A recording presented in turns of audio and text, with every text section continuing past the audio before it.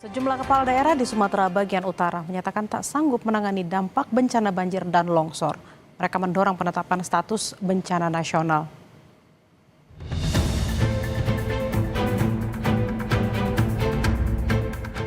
Wilayah Sumatera dilanda bencana banjir dan longsor. Hingga sepekan pasca bencana, masih ada wilayah atau daerah yang terisolasi, sehingga warga belum menerima bantuan dari pemerintah. Selain terisolasi secara fisik, akses komunikasi internet juga putus. Sebagian wilayah bahkan mulai mengalami krisis pangan dan juga bahan bakar minyak. Sejumlah kepala daerah menyatakan tidak sanggup menangani dampak bencana banjir dan longsor yang melanda wilayah Sumatera ini. Beberapa kepala daerah meminta agar bencana banjir dan longsor di Sumatera Utara, Sumatera Barat, dan Aceh ditetapkan sebagai bencana nasional.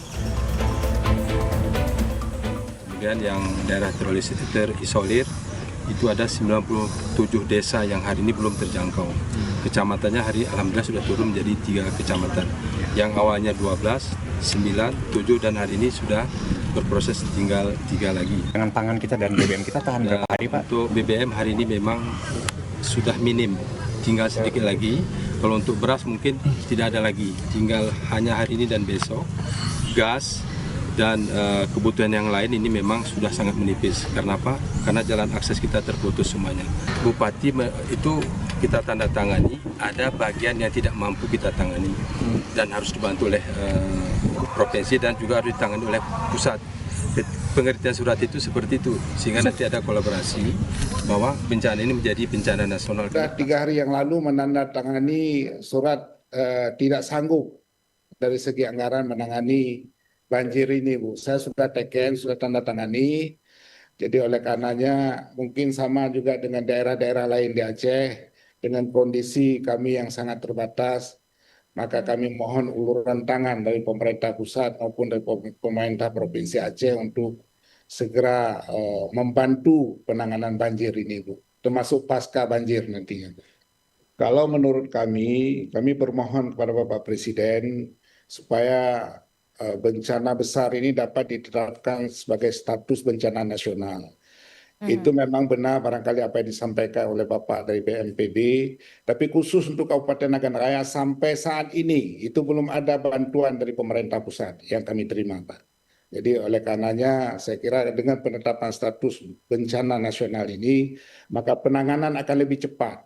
Karena ini terkait dengan waktu juga. Ini masyarakat boleh sakit semua. Untuk pemulihan tentu nanti akan kita lihat nanti ada perumahan ya. Nanti ada perumahan, kemudian ada infrastruktur, kemudian juga ada areal pertanian. Ya, tentu ini butuh waktu yang cukup panjang. Nanti ini akan menjadi pembicaraan kita nanti, termasuk juga nanti dukungan anggaran.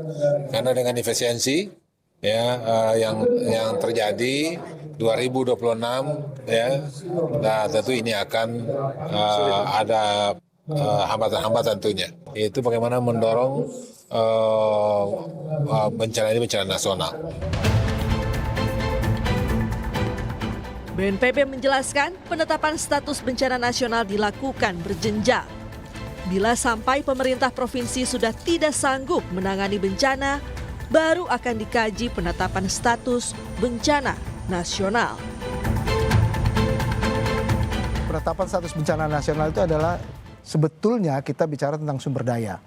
Ketika level pertama, level kabupaten kota sudah tidak mampu, mereka akan bicara dan dinaikkan ke level provinsi. Sekarang level provinsi sudah mengeluarkan tiga-tiganya SK tanggap darurat dan itu sudah dilakukan, tetapi kalau memang provinsi sudah tidak mampu lagi, ini paling tidak di levelingnya, itu baru mereka melaporkan dan meminta untuk diberlakukan status nasional, bencana nasional. Tetapi sampai sekarang belum, dan oleh karena itu kita menunggu, dan kalaupun sudah, itu masih dilakukan kajian, karena kajian itu menyangkut kerusakan, menyangkut sumber daya yang masih ada atau tidak. BNPB mengakui dan menghargai banyak sekali desakan untuk penetapan status bencana nasional. Namun saat ini, pemerintah pusat juga sudah turun mendukung penanganan bencana banjir dan longsor di Sumatera. Tim Liputan Kompas TV.